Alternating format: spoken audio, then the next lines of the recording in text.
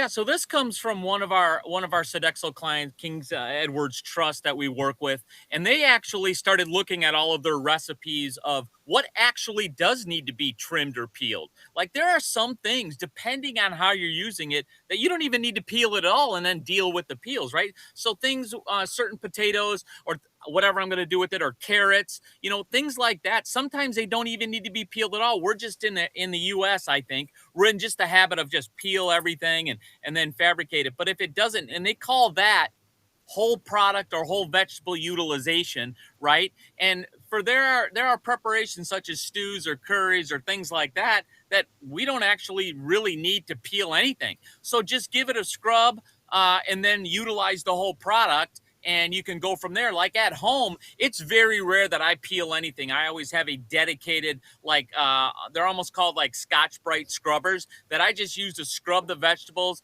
and then just fabricate them as normal. I don't normally peel anything unless I actually, the recipe calls for it. I just can't utilize it, or the peel itself is unedible. But we need to question that all the time. And if you want to deal with less trim waste, actually look at, does it need to be peeled at all?